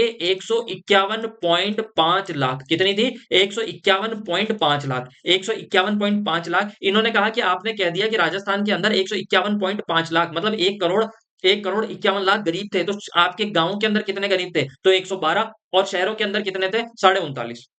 39.5। कितनी? 39.5। ये चीज याद रह जाएगी आपको। देखो, 2009-10 का हमें आंकड़ा याद नहीं रखना। अब थोड़ी सी चीजें आपके लिए क्या हो रही है, मिक्स हो रही होगी। इसमें से क्या आंकड़ा आपको याद करना है मैं बताता हूँ। आप तो एक तो ये याद रखिएगा कि ये डीसी रंगराजन समिति ने जो रिपोर्ट बनाई थी, किस पे बनाई थी, एमएमआरपी। अच्छा, एमएमआरपी का मतलब क्या होता है, एम से मॉडिफाइड, एम से मिक्स्ड, आर से रिकॉल, पी से पीरियड। इतनी चीज याद रखनी। फिर इन्होंने आपके 2011-12 के अंदर, 2011-12 के अंदर इन्होंने क्या बताया, 2011-12 के अंदर इन्होंने गरीबी बताई थी 21.7। बस एक आंकड़ा याद रख लीजिएगा। अच्छा, फिर भी अगर आप याद करना चाहो तो के शहरों के अंदर कितनी थी, गांव के अंदर कितनी थी, तो याद रखना शहरों के अंदर ज्यादा थी, शहरों के अंदर 22 थी, गांव के अंदर 21 थी। एक आंकड़ा ये, दो आंकड़े ये याद रख लेना। फिर दूसरा, आप जनसंख्या याद रख लेना कि अगर जनसंख्या वाइज, तो जनसंख्या 1 करोड़ 51 लाख 2011-12 के अंदर राजस्थान के अंदर गरीब थे, जिसमें शहरों के अंदर कितने थे, तो 39.5, और गांव के अंदर कितने थे, 112 लाख। ये चीज याद आ जाएगी।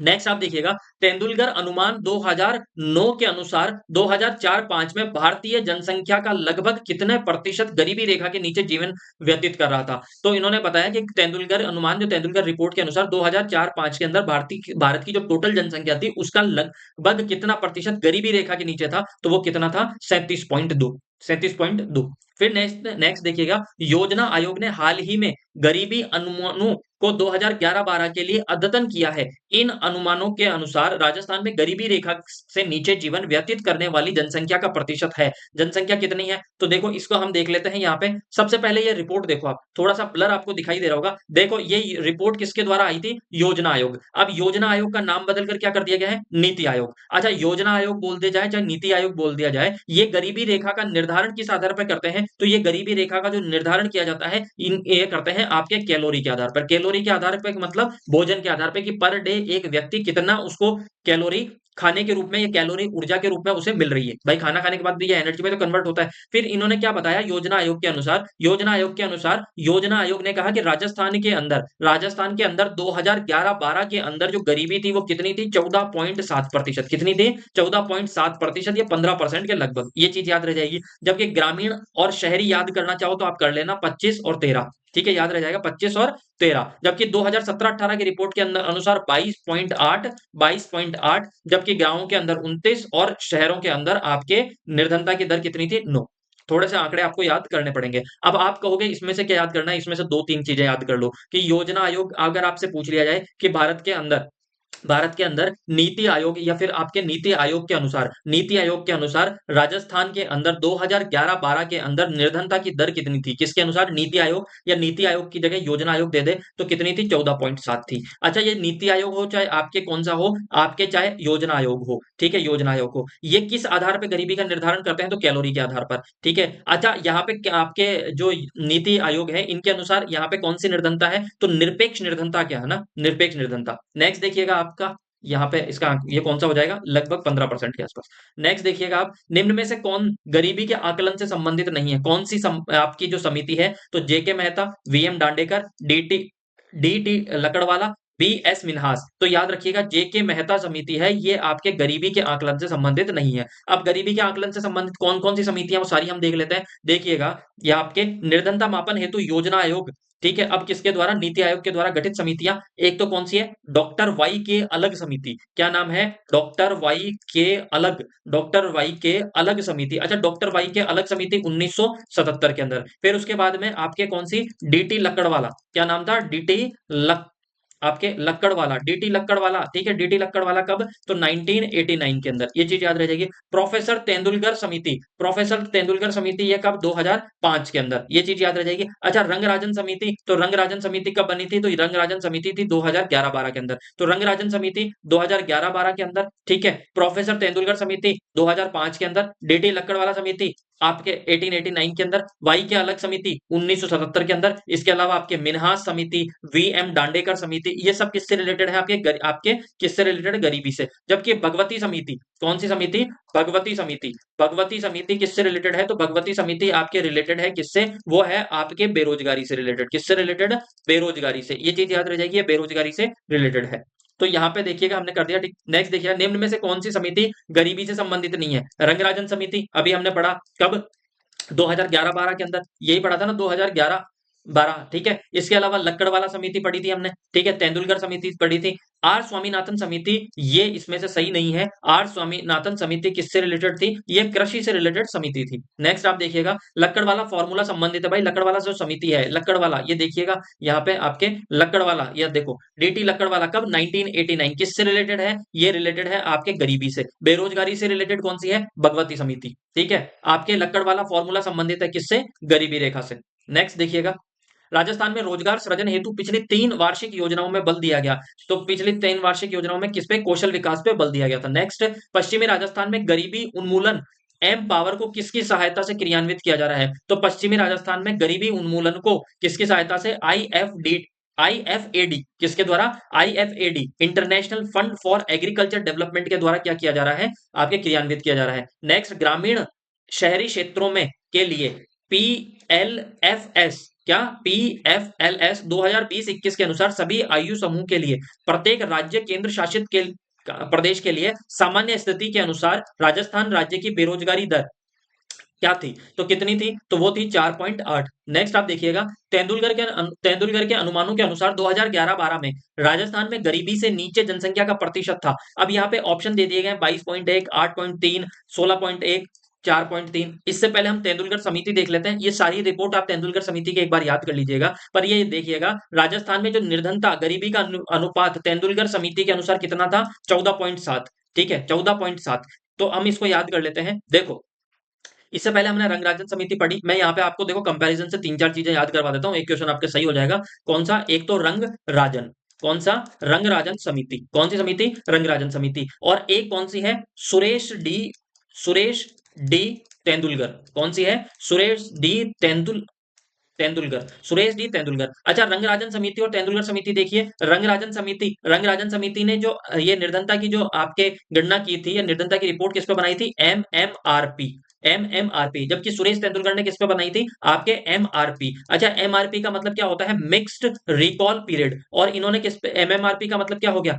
एम से मॉडिफाइड मिक्स्ड रिकॉल पीरियड, ये है, ठीक है। इतनी चीज याद रह जाएगी। फिर इसके अलावा हमें क्या याद करना था कि राजस्थान में जो निर्धनता का जो इन्होंने बताया था, किसने? सुरेश तेंदुलकर ने। इन्होंने बताया था कितनी चल रही है? तो 14.7, मतलब ओवरऑल। और आपके 14.7 मत याद कीजिए। ओवरऑल तेंदुलकर समिति के अनुसार राजस्थान में जो निर्धनता है वो कितनी है? 14.5। गांव के अंदर 16.5 और शहरों के अंदर 10.5। इस तरीके से याद कर लीजिएगा। तो यहाँ पे इन्होंने एक भी आंकड़ा सही नहीं दिया था, इसलिए क्वेश्चन डिलीट हुआ था। ये याद रखिएगा। 2011-12 में राजस्थान में गरीबी से नीचे तेंदुलकर के अनुसार कितनी थी? 14.7 या 14.5 था। इतना याद रखिएगा, क्वेश्चन ही डिलीट हो गया था। नेक्स्ट देखिएगा, संशोधित सार्वजनिक वितरण प्रणाली, क्या? PDS. PDS public distribution system प्रणाली क्रियान्वित है। किसके क्रियान्वित? यहाँ पे क्रियान्वित है। ये कहाँ पे क्रियान्वित थी? जनजाति मरुस्थलीय सूखाग्रस्त क्षेत्रों से। ये पीडीएस का जो आरपीडीएस राजस्थान पब्लिक डिस्ट्रीब्यूशन सिस्टम 1992 के अंदर बना था, बहुत पुराना है। बस इतनी सी चीज याद रख लीजिएगा। तो देखिएगा, आज की क्लास हम यहीं पे समाप्त करते हैं। सबसे पहले तो ये क्वेश्चन, इससे ज्यादा क्वेश्चन पूछे नहीं गए हैं, इतना आप याद कर लीजिएगा। होपफुली आपका एक क्वेश्चन आएगा और वो सही हो जाएगा। अगर क्लास आपको सही लग रही है तो ज्यादा से ज्यादा शेयर कीजिए, सब्सक्राइब कीजिए। Thank you so much. Bye bye and take care.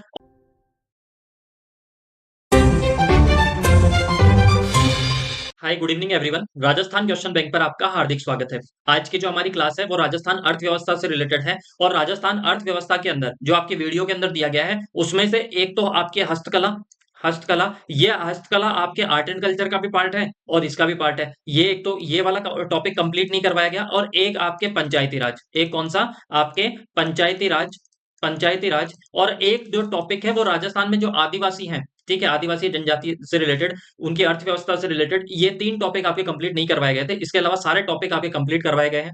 अगर आप में से किसी ने नहीं देखा है तो प्लेलिस्ट में जाके वो आप देख सकते हैं। इनमें से ये टॉपिक आज हम कंप्लीट कर लेंगे। ये आपके आर्ट एंड कल्चर का ही पार्ट है। और ये भी जो आपके राजस्थान के अंदर आदिवासियों की अर्थव्यवस्था, ये भी आपके आर्ट एंड कल्चर से रिलेटेड है। परंतु ये एक नेक्स्ट क्लास के अंदर हम इसके से रिलेटेड जितने भी क्वेश्चन है वो भी हम कंप्लीट कर लेंगे। देखिए, आज स्टार्ट करते हैं हम पंचायती राज से रिलेटेड। सबसे पहले पंचायती राज व्यवस्था है। पंचायती राज व्यवस्था है किसका? ग्रामीण स्थानीय स्वशासन का, स्थानीय स्वशासन का, स्थानीय सरकार का, या स्थानीय प्रशासन की। अब एक बात बताओ, आपके स्थानीय स्वशासन है, स्थानीय स्वशासन है, ये 2 टाइप से हैं। एक तो कौन सा? एक तो अपना ग्रामीण। कौन सा? एक तो आपके कौन सा? ग्रामीण। और एक आपके है नगरीय। कौन सा है? नगरीय। ठीक है, याद रह जाएगा कौन सा है? नगरीय। इसके अंदर आपके 3 भाग थे और इसके भी 3 भाग थे। इसके 3 भाग कौन से थे नगर के? आपके एक तो नगर पालिका, नगर परिषद, नगर निगम। वैसे ही यहाँ पे हमारे कौन से थे? ग्राम पंचायत, पंचायत समिति, और आपके कौन सा पहुंच जाता है? जिला परिषद। तो ये 3 आपके लेवल थे। ठीक है, याद रह जाएगा। तो हमारा जो आपके पंचायती राज है वो किससे रिलेटेड है? वो है ग्रामीण से रिलेटेड। इसलिए ऑप्शन नंबर मेरा 1 कंप्लीट हो जाता है। ठीक है, कंप्लीट मतलब सही है। देखो, मैं वापस बता रहा हूं, स्थानीय स्वशासन को 2 भागों में बांटा गया है, एक तो नगरीय, एक ग्रामीण। ठीक है, अब ग्रामीण की बात करें तो ग्रामीण फिर 3 भागों में बांटा गया आपके। एक तो कौन सा? आपके ग्राम पंचायत, एक तो, और फिर पंचायत समिति, और फिर आपका जिला परिषद। ये 3 चीजें याद रह जाएगी। वैसे ही जो आपके आपके जो नगरीय स्थानीय स्वशासन है, इसको 3 भागों में बांटा गया था। एक तो हमने किसके बारे में पढ़ा? नगर पालिका। एक पढ़ा हमने किसके बारे में? नगर परिषद। और एक पढ़ा हमने नगर निगम। ये चीज आप जरूर याद रखिएगा। नेक्स्ट आप देखिएगा, निम्न संवैधानिक अनुच्छेदों में से कौन सा अनुच्छेद पंचायत के बारे में 73वें संशोधन द्वारा जोड़ा गया? 73वें संशोधन द्वारा जोड़ा गया। 73वें संविधान संशोधन के द्वारा कौन सा जोड़ा गया? तो याद रखिएगा, वो जोड़ा गया था आपके 243 से लेके 243 ओ। कितना? 243 से लेके 243 से लेकर 243, 243 ओ। कौन सा? 243 ओ। ये चीज याद आ जाएगी। अच्छा, टोटल अगर 243 से लेके 243 ओ तक आप देखोगे तो टोटल अनुच्छेद कितने हैं आपके? टोटल अनुच्छेद कितने हैं? तो आप कहोगे टोटल अनुच्छेद है हमारे 16। कितने हैं? 16। ठीक है, ये पहला क्वेश्चन। दूसरा क्वेश्चन कभी आपसे ये पूछ लिया जाए कि ये जो आपके नगर पालिका से या आप स्थानीय स्वशासन की या पंचायती राज की जो आप बात करते हो, ये कौन से आपके अनुसूची के अंदर है? कौन से अनुसूची के अंदर है? तो ये है आपके 11वीं अनुसूची के अंदर। कौन सी अनुसूची के अंदर? 11वीं अनुसूची के अंदर। अगर संविधान के कौन से भाग में है? तो ये है आपके 90वें भाग में। 90वें भाग में। इतनी चीज आपको याद रह जाएगी क्या? ठीक है, नेक्स्ट देखिएगा। ये आपके मैंने पूरी की पूरी यहाँ पे स्लाइड लगा दी है। इनमें से आप पढ़ लीजिएगा कि टोटल कितने हैं। 243 से लेके 243 ओ है। अब इसमें हम कुछ इंपॉर्टेंट देख लेते हैं। एक तो देखिएगा 243। अच्छा, एक बात बताओ, अगर कोई भी अनुच्छेद हो, कोई भी अनुच्छेद, जैसे हमने बात की 243 से लेके 243 ओ, स्टार्टिंग में तो आप किसी चीज की परिभाषा ही तो देते हो भाई। अगर आप किसी 2 दोस्त मिल रहे हो, एक बात बताओ, 2 दोस्त मिल रहे हो, सबसे पहले आप क्या दोगे? इंट्रोडक्शन। इसका मतलब ये चीज तो जरूर याद रखिएगा कि 243 से शुरू हुआ है तो इसके अंदर क्या दिया गया है? इंट्रोडक्शन, मतलब परिभाषाएं दी गई है। एक चीज तो याद रह जाएगी। अब दूसरे पे आओ।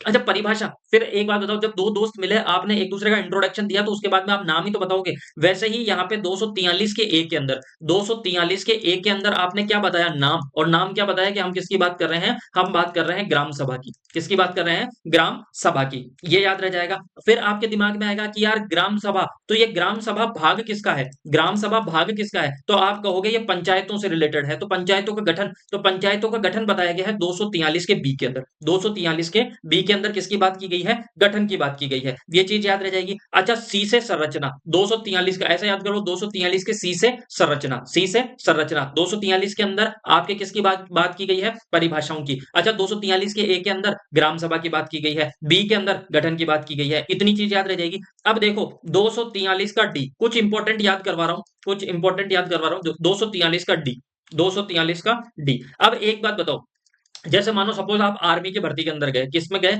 आप आर्मी की भर्ती के अंदर गए और आपने कहा कि सर मैं स्पोर्ट्स कोटे से हूं, ठीक है, और मुझे क्या करना है, आर्मी ज्वाइन करनी है। तो वो उन्होंने देखा और आपका जो स्पोर्ट्स कोटा, आपने सर्टिफिकेट दिखाया और आपने कहा कि वो सर्टिफिकेट तो मेरा किस लेवल का है, जिले के लेवल का। तो आर्मी वाला क्या कहेगा कि यहाँ पे तेरा डोल ही नहीं है, क्या नहीं है, डी से क्या नहीं है, डोल नहीं है, डोल नहीं है ना, अपन कहते हैं ना मारवाड़ी में कि इसके लखन नहीं है, इसके डोल ही नहीं है, डी से डोल नहीं है। और यहाँ पे क्या लेने आ गया तू, आरक्षण, याद रह जाएगा। यहाँ पे आरक्षण चाहिए स्पोर्ट्स कोटे का और तेरा डोल है नहीं खेलने लायक, तो 243 के डी के अंदर आरक्षण की बात की गई है। मैं फिर से बता रहा हूं आपके, 243 के अंदर, 243 के अंदर हमेशा पहले क्या दोगे आप, परिभाषा है। 243 के ए के अंदर किसकी परिभाषा, ग्राम सभा की। 243 के बी के अंदर आपके किसका, पंचायतों के गठन की। सी के अंदर संरचना, डी से डोल मतलब किसकी, आरक्षण की बात। इतनी चीज याद रह जाएगी। अब इसके बाद में देखो एफ, 243 के एफ, आप कहोगे सर इतना याद क्यों करवा रहे हो, कम से कम 3 से 4 क्वेश्चन पूछे गए हैं यहाँ से और अच्छे क्वेश्चन बनते हैं। देखो एफ से सदस्यों के लिए निहरताएं, मतलब सदस्याएं क्या नहीं कर सकता, नहीं तो उसे क्या कर दिया जाएगा, फेल कर दिया जाएगा। क्या कर दिया जाएगा, फेल। तो निहरताएं किसके अंदर, एफ के अंदर, याद रह जाएगा,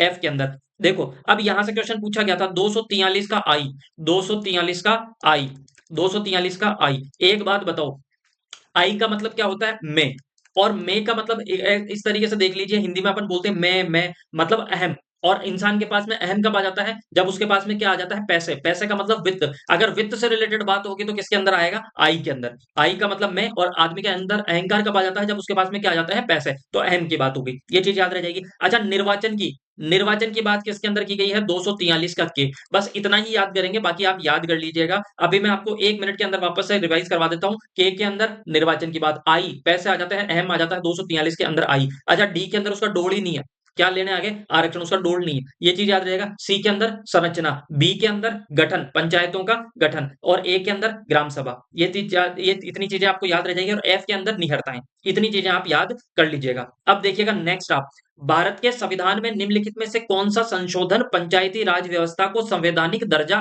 प्रदान करता है। तो कौन सा संविधान संशोधन, तो 73वां संविधान संशोधन, ये चीज याद रह जाएगा। अब 73वें संविधान संशोधन से रिलेटेड दो फैक्ट हम देख लेते हैं, देखिएगा। सबसे पहले कि आपके जो 73वां संविधान संशोधन जो लागू हुआ था, 73वां संविधान संशोधन जो लागू हुआ था, उस समय किसकी सरकार थी, तो उस समय सरकार थी नरसिम्हा राव की। किसकी, नरसिम्हा राव की बात थी, सरकार थी। 1991 की यह बात थी। प्रधानमंत्री कौन थे आपके, प्रधानमंत्री थे नरसिंहा राव। याद रह जाएगा कौन थे, नरसिंहा राव, ये चीज याद रह जाएगा। दूसरा क्वेश्चन, इसमें क्या था कि 1991 में लोकसभा के अंदर एक विधेयक प्रस्तुत हुआ, एक विधेयक प्रस्तुत हुआ। यह पारित कब हुआ था, 1992 के अंदर, 1992 के अंदर। और 24 अप्रैल 1993 को यह क्या हुआ, प्रभाव में आया। मैंने 3 चीजें बताई आपको, यहाँ पे बताने का मतलब क्या है, देखिएगा। सबसे पहले कि आपसे पूछ लिया जाए कि उस समय, सबसे पहले आपसे क्या पूछ लिया जाए, आपसे पूछ लिया जाए कि उस समय प्रधानमंत्री कौन थे, किस समय, 73वें संविधान संशोधन के समय में प्रधानमंत्री कौन थे। तो आप कहोगे सर उस समय प्रधानमंत्री थे कौन, नरसिंहा राव। कौन थे आपके, नरसिम्हा राव, ये चीज याद रह जाएगा। कौन थे, नरसिम्हा राव आपके कौन थे, पीएम थे, पहली चीज। अच्छा लोकसभा के अंदर ये आपको जो संविधान को, विधेयक को प्रस्तुत कब किया गया, संविधान संशोधन के विधेयक को प्रस्तुत कब किया गया, 1991 के अंदर। अच्छा दूसरी चीज, अगर आपसे पूछा जाए कि यह पारित कब हुआ, तो आप कहोगे जब पारित की पूछे जाए, पारित की पूछे जाए तो 73वें संविधान संशोधन, 73वां संविधान संशोधन 1992। ठीक है, ये बात किसकी कर रहे हैं हम, पारित होने की, किसकी, पारित होने की। तो अगर पूछ लिया जाए पारित कब हुआ, 1992 के अंदर। लागू कब हुआ, तो लागू की पूछ ली जाए तो आपके कब हुआ था ये, 1993 के अंदर। अब एक चीज बताओ आप, कोई भी चीज, कोई भी एक्ट बनता है, कोई भी चीज नियम बनाते हैं, तो नियम ऐसा तो नहीं है कि सारे नेता मिलकर बना देते हैं। उसके लिए एक क्या की जाती है, कमेटी का गठन किया जाता है। और वो कमेटी बनी थी, उस कमेटी का नाम है नाथूराम मिर्दा समिति। क्या नाम था? नाथूराम मिर्दा समिति। ये चीज याद रह जाएगी। ये किसके द्वारा? ये पीएम नरसिंहा राव की जो सरकार थी उस समय, आपके प्रधानमंत्री सॉरी, आपके प्रधानमंत्री मनमोहन सिंह उस समय फाइनेंस मिनिस्टर थे 1991 के अंदर। ये चीज याद रहेगी। इस समिति की सिफारिश पर 22 दिसंबर 1992 को क्या हुआ था, ये लोकसभा के अंदर क्या हुआ था, प्रस्तुत हुआ था। ये चीज याद रह जाएगी आपको। फिर मैं आपसे कह रहा हूं, दो तीन चीजें याद रखिए। कौन सी समिति के, अब मैं आपको थोड़ा सा कंफ्यूजन आपका दूर करता हूं। सबसे पहले तो आपसे पूछ लिया जाए पारित कब हुआ, तो पारित का याद रख लेना 1992 के अंदर। ठीक है। अच्छा, दूसरी चीज, लागू कब हुआ? 1993 के अंदर। पीएम कौन थे? पीएम नरसिंहा राव थे आपके। ये चीज याद रह जाएगी। कौन सी कमेटी के आधार पर? तो नाथूराम मिर्दा समिति। क्या था? नाथूराम, आपके नाथूराम मिर्दा समिति। ये चीज आप याद रखिएगा। नेक्स्ट आप देखिएगा, भारतीय संविधान की कौन सी अनुसूची पंचायतों की शक्तियों से संबंधित है? पंचायती की आपके पंचायतों को जो शक्ति मिलती है, कौन सी अनुसूची उससे संबंधित है? तीसरी, चौथी, 10वीं और 11वीं। एक बात बताओ, तीसरी अनुसूची तो किससे रिलेटेड थी? हमने जब पॉलिटी पढ़ी थी तब मैंने बताया था कि तीसरी अनुसूची किससे रिलेटेड थी? शपथ से रिलेटेड थी। किससे रिलेटेड थी? शपथ से। ठीक है। ये आपके बंटवारे से रिलेटेड। ये आपके 10वीं अनुसूची दल बदल कानून से रिलेटेड। एक ही बची 11वीं अनुसूची। किससे रिलेटेड? 11वीं अनुसूची आपके पंचायतों से रिलेटेड है, और 12वीं अनुसूची नगर पालिका इनसे रिलेटेड है, नगर आपसे स्वशासन से। ठीक है। नेक्स्ट आप देखिएगा, संविधान की पंचायती राज संविधान की पंचायती राज व्यवस्था में 73वें संशोधन के अनुसार कौन से कथन सही है? तो पहला दिया गया है, पंचायती राज संस्थाओं में अध्यक्ष के कम से कम 2/3 पद महिलाओं के लिए आरक्षित हैं। नहीं, तब देखो ये गलत हो गया। क्यों 2/3? जब आपका 73वां संविधान संशोधन आपके लागू हुआ था 1993 के अंदर, उस समय ये इनके कितने पद थे? ये पद थे आपके कितने, महिलाओं के लिए 1/3। बाद में 2010 के अंदर इसको बदल कर दिया गया था 1/2, 50%। इसलिए ये ऑप्शन तो मेरा क्या था, गलत था। ये ऑप्शन तो मेरा क्या था, गलत था। ये चीज याद रह जाएगी। फिर 73वें संविधान संशोधन द्वारा 11वीं अनुसूची को संविधान में जोड़ा गया, ये बिल्कुल सही है। मध्य प्रदेश 73वां संविधान आपका संवैधानिक संशोधन लागू करने वाला पहला राज्य था। देखो ये चीज गलत है। मैं आपको फिर से समझा देता हूं। देखो, समझने की कोशिश कीजिएगा। हमने क्या कहा कि ये पारित कब हुआ, तो आपने कहा कि पारित हो गया 73वां संविधान संशोधन 1992 के अंदर। मैंने कहा लागू कब हुआ, तो आपने कहा 1993 के अंदर। जब ये लागू हुआ, ये 1993 के अंदर जब ये लागू हुआ, 73वां संविधान संशोधन 1993 के अंदर जब लागू हुआ, तो मध्य प्रदेश ऐसा राज्य था जिसने पंचायती राज के क्या करवाए थे, चुनाव करवाए थे।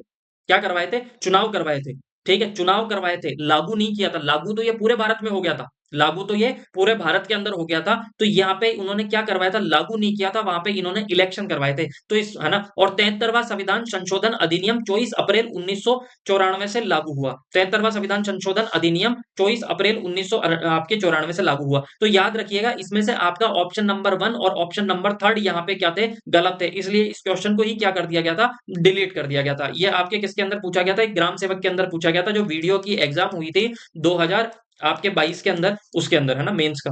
नेक्स्ट देखिएगा, निम्न में से कौन सा कथन पंचायती राज संस्थाओं के बारे में सत्य नहीं है? कौन सा कथन उसके पंचायती राज व्यवस्थाओं के बारे में सत्य नहीं है? पहला, सर्वप्रथम राजस्थान में पंचायती राज व्यवस्था की शुरुआत हुई थी, ये बिल्कुल सत्य है। आपका 73वां संविधान संशोधन 1992 में लागू हुआ। 92 में लागू हुआ। लागू 92 के अंदर नहीं हुआ था, 92 के अंदर तो पारित हुआ था। 92 के अंदर तो पारित हुआ था। ये लागू कब हुआ था? ये लागू हुआ था 1993 के अंदर। कब? 1993 के अंदर। 11वीं अनुसूची में कुल 29 विषय हैं, सत्य है। राजस्थान, सॉरी, ग्राम पंचायत में चुनाव लड़ने के लिए न्यूनतम 18 वर्ष, तो चुनाव लड़ने के लिए नहीं, वोट देने के लिए, वोट देने के लिए, वोट देने के लिए आपके 18 वर्ष है, जबकि चुनाव लड़ने के लिए तो कितना है, 21 वर्ष। इसके अंदर 3 ऑप्शन गलत दे दिए थे, इसलिए ही ये क्या हो गया था आपके क्वेश्चन, इसको भी क्या कर दिया गया था, डिलीट कर दिया गया था। नेक्स्ट देखिएगा, संविधान संशोधन विधेयक 1993 में लागू हुआ। भारतीय संविधान के कौन से अनुच्छेद में ग्राम सभा की परिभाषा है? कौन से अनुच्छेद के अंदर ग्राम सभा की परिभाषा है? तो मैंने क्या कहा था, हमने याद किए थे 243 के अंदर। 243 के अंदर क्या दे रखी है, परिभाषाएं। तो यहाँ पे आपके परिभाषाएं, ठीक है, एक बार फिर से देख लेते हैं। देखो, ग्राम सभा की परिभाषाएं, सॉरी, 243 का ए होगा। इसके अंदर टोटल परिभाषाएं दी गई थी। ग्राम सभा की परिभाषा, ग्राम सभा की, ग्राम सभा की परिभाषा किसके अंदर थी? ग्राम सभा की परिभाषा आपके 243 के अंदर ही थी। 243 का, यहाँ पे मैं खुद ही कंफ्यूज हो गया, तो ये 243 के अंदर थी, सारी परिभाषाएं किसके अंदर दी थी, आपके 243 के अंदर। नेक्स्ट देखिएगा, भारतीय संविधान का कौन सा अनुच्छेद ग्राम सभा के बारे में है? ग्राम सभा के बारे में कौन सा है? तो ग्राम सभा के बारे में है 243 का ए। मैं फिर से बताता हूं, अगर कोई भी परिभाषा आपसे पूछ ली जाए तो 243 के अंदर, और स्पेशली ग्राम सभा की बात कर ली जाए तो 243 के ए के अंदर। नेक्स्ट देखिएगा आप, संविधान का कौन सा अनुच्छेद पंचायत में महिलाओं को 1/3 प्रतिनिधित्व की गारंटी देता है? तो 1/3 प्रतिनिधित्व की गारंटी कौन सा देता है? तो देखिएगा आपके कौन सा देता है, तो यहाँ पे ऑप्शन दिया गया है 1/3 पर आपका, तो कहां पे दे रखा है? वो दे रखा है आपके सदस्यों की निहरताएं इसके अंदर दे रखा है, अवधि और स्थानों में आरक्षण 243 का डी, 243 का डी। और हमने याद किया था कि अगर डोल नहीं है तो आपके क्या कर सकते हैं, वहां से आपको निकाल दिया जाएगा आर्मी में से। तो कौन सा सत्य हो जाएगा मेरे? 243 का डी। नेक्स्ट आप देखिएगा, निम्नलिखित में से किस वर्ष राजस्थान पंचायत अधिनियम हुआ? तो और पूरे राज्य में ग्राम पंचायतों की स्थापना हुई। इसमें पूछा गया कि राजस्थान पंचायत अधिनियम कब पारित हुआ पूरे राज्य के अंदर? तो याद रखिएगा ये 1953 में नहीं, 1954 के अंदर क्या हुआ था? 1954 के अंदर यहाँ पे स्थापना हुई थी। देखो मैंने क्या कहा, मैंने बात की कि देखो यहाँ पे राजस्थान पंचायत अधिनियम 1953 भारत के संविधान अनुच्छेद 40 में उल्लेखित दर्शन को क्या करता है, ध्यान में रखते हुए बनाया गया है। 1953 में विधानसभा द्वारा पंचायती अधिनियम 1953 पारित किया गया, जिसे 1 जनवरी 1954 के का अधिनियम का स्वरूप दिया गया। देखो मैं वापस से आपको थोड़ा सा वापस बता देता हूँ, सिंपल सी बात क्या है, हमारे यहाँ पर जो 73वां संविधान संशोधन 1992 के अंदर पारित हुआ और 1993 के अंदर लागू हुआ, उससे पहले भी क्या था, पंचायती राज अधिनियम यहाँ पे लागू था। तो कब लागू हुआ? तो 1953 के अंदर तो ये क्या हुआ था, पारित हुआ था। 1953 के अंदर तो क्या हुआ था, पारित हुआ था। जबकि उससे पहले लागू कब हुआ था? 1954 के अंदर लागू हुआ था। कब हुआ था? 1954 के अंदर लागू हुआ था। लागू होने के बाद ही तो पंचायतों की क्या की गई थी, आपके स्थापना की गई थी। मैं फिर से बताता हूँ, बात क्या की गई है, क्वेश्चन में पूछा क्या गया है कि निम्नलिखित में से किस वर्ष राजस्थान पंचायत अधिनियम अधिनियमित हुआ? तो अधिनियमित कब हुआ था आपके? अधिनियमित का मतलब होता है लागू कब हुआ। तो लागू कब हुआ था मेरे भाई? तो लागू हुआ था 1900 आपके 54 के अंदर। पारित कब हुआ था? 1953 के अंदर। ये चीज याद रह जाएगी, हाँ या ना? अब वापस अगर आपको थोड़ा सा कंफ्यूजन है तो मैं यहाँ पे देखो बिल्कुल इसको क्लियर कर देता हूँ। हमने अभी बात की, एक तो किसकी बात की, 73वें संविधान संशोधन, 73वें संविधान संशोधन की मैंने यहाँ पे बात की है, 73वें संविधान संशोधन की बात की है। 73वां संविधान संशोधन हमारे यहाँ पे पारित कब हुआ? तो पारित आप कह दोगे 1992 के अंदर। जबकि लागू कब हुआ? तो आपने कहा 1993 के अंदर। ये चीज याद रह जाएगी। उससे पहले ये 1953 के अंदर, 1953 के अंदर तो क्या हुआ था, पारित हुआ था। 1953 के अंदर तो क्या हुआ था, पारित। कब?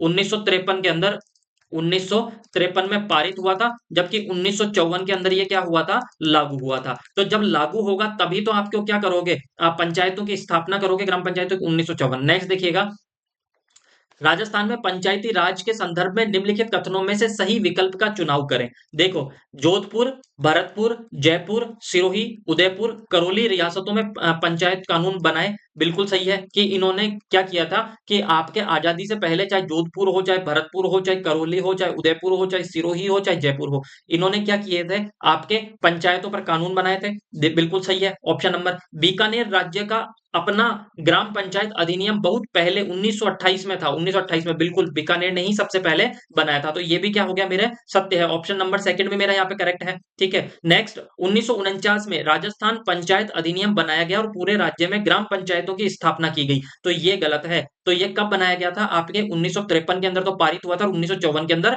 लागू हुआ था। तो ऑप्शन नंबर 1 और 2 मेरा यहाँ पे करेक्ट हो जाएगा। सही कथन का चुनाव करना है कि बीकानेर राज्य 1928 से पहले का स्वयं का ग्राम पंचायत अधिनियम था। बिल्कुल सत्य है। राजस्थान पंचायत समिति द्वारा जिला परिषद अधिनियम 1959 के अंतर्गत पहले चुनाव सितंबर और अक्टूबर 1959 में आयोजित हुए। ये भी सत्य है मेरा। ठीक है। पंचायती राज व्यवस्था देश में उद्घाटन सर्वप्रथम तत्कालीन प्रधानमंत्री जवाहरलाल नेहरू द्वारा 2 अक्टूबर 1959 को नागौर राजस्थान में किया गया। ये भी सत्य है। और फिर इसमें से क्या है कि 1952 में राजस्थान पंचायती राज अधिनियम लागू हुआ। गलत है। लागू कब हुआ था ये, 1954 के अंदर। ये चीज याद रह जाएगी। तो इसमें से कौन सा ऑप्शन आपका सही नहीं है? तो ऑप्शन नंबर 4 मेरा यहाँ पे सही नहीं है। नेक्स्ट देखिएगा, राजस्थान में पंचायती राज व्यवस्था का उद्घाटन कब और किसके द्वारा किया गया? तो राजस्थान में पंचायती राज व्यवस्था का उद्घाटन किसके द्वारा किया गया था? वो किया गया था आपके पंडित जवाहरलाल नेहरू को के द्वारा। कब? 2 अक्टूबर 1959 को। कहां पर? नागौर के अंदर। कहां पे? नागौर। अच्छा, नागौर में भी कौन से गांव के अंदर? बगदरी गांव के अंदर। कौन से गांव के अंदर? बगदरी गांव के अंदर। नेक्स्ट, राजस्थान में सर्वप्रथम पंचायती राज व्यवस्था कहां लागू की गई थी? तो कहां पे की गई थी? नागौर के अंदर की गई थी। कब की गई थी? 2 अक्टूबर 1959 को। कहां पे? नागौर में, बगदरी गांव के अंदर। कौन से गांव के अंदर? बगदरी गांव के अंदर। नेक्स्ट देखिएगा, राजस्थान में पंचायती राज व्यवस्था का शुभारंभ किस पंचवर्षीय योजना के अंतर्गत किया गया था? किस पंचवर्षीय योजना के? तो द्वितीय पंचवर्षीय योजना के अंतर्गत किया गया था। किस राज्य में सर्वप्रथम पंचायत राज पंचायत राज लागू किया गया था? तो किस राज्य में किया गया था? वो राजस्थान के अंदर किया गया था, हमने पढ़ा भी है। निम्नलिखित में से कौन ग्रामीण स्थानीय स्वयं निकाय की संस्था नहीं है? ग्राम पंचायत, जिला परिषद, पंचायत समिति या नगर पालिका? तो ऑप्शन नंबर सेकंड मेरा करेक्ट हो जाएगा। ये स्थानीय आपके सॉरी ये नगरीय स्थानीय स्वशासन का क्या है? संस्था है। नेक्स्ट देखिएगा, इन संगठनों में से कौन सा संगठन राजस्थान पंचायती राज प्रणाली के क्रम में सबसे ऊंचे स्तर पर है? तो सबसे ऊंचे स्तर पे कौन सा है? सबसे निम्न स्तर पे तो है, सबसे नीचे के स्तर पे, तो सबसे के नीचे के स्तर पे है ग्राम पंचायत, फिर उसके बाद में पंचायत समिति और सबसे ऊपर है जिला परिषद। ठीक है, तो ये ऑप्शन नंबर फोर्थ मेरा करेक्ट हो जाएगा। Thank you so much. आज की क्लास में अगर आपको क्लास अच्छी लगी है तो ज्यादा से ज्यादा शेयर कीजिएगा, सब्सक्राइब कीजिएगा, और कोई मिस्टेक हो तो आप जरूर कमेंट करके बताइएगा। Thank you so much, bye bye and take care.